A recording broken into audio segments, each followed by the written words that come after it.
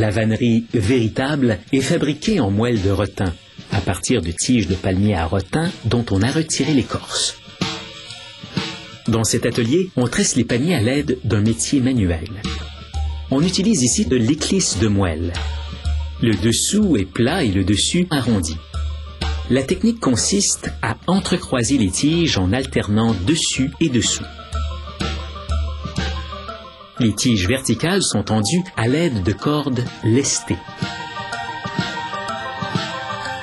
Il faut veiller à ce que le rotin soit constamment humecté d'eau chaude afin qu'il demeure suffisamment souple pour être manipulé. On glisse une fine tige cylindrique après chaque section de 13 cm d'éclisse de moelle. Ce motif est purement esthétique. On commence toujours une corbeille de vannerie par le fond qui lui donne sa forme. D'abord, on insère des tiges cylindriques de moelle tout autour. Puis, on entrelace les extrémités sous le fond, en enchaînant les unes à la suite des autres, formant ainsi ce qu'on appelle le cordon de base, un cerceau qui maintient fermement le fond en place. Ensuite, on glisse une forme en bois à l'intérieur et on commence à tresser. On alterne une petite section de tige de moelle avec une grosse section de tige d'éclisse, en procédant de cette manière jusqu'en haut.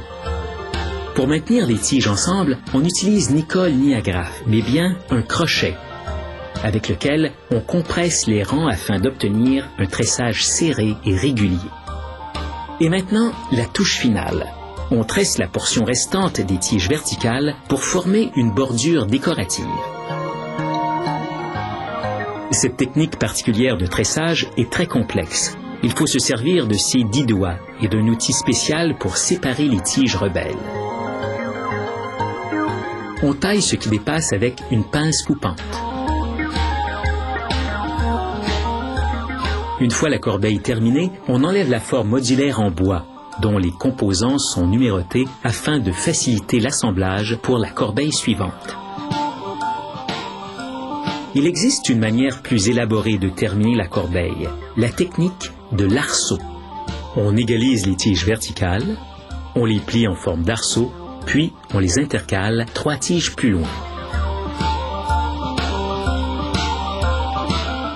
Cette mesure permet d'assurer que les arceaux sont de même hauteur, tandis que cet objet métallique sert à faire l'espace pour ficher chaque tige.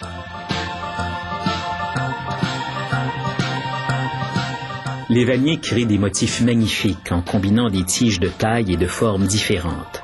Le diamètre des tiges varie de celui d'un stylo à celui d'une aiguille. Les ateliers utilisent aussi d'autres matériaux naturels, à part les fibres comme le rotin et l'osier. Par exemple, cette chaise est confectionnée avec de la corde de rupie maritime.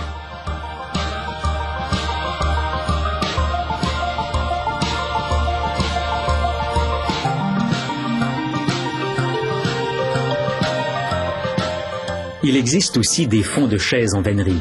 On appelle cette feuille prétissée du canage. Il est fait de cannes de rotin prélevées sur le tronc.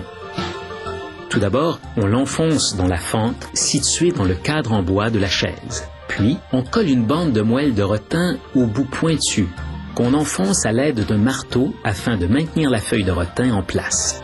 Et ensuite, on coupe ce qui dépasse.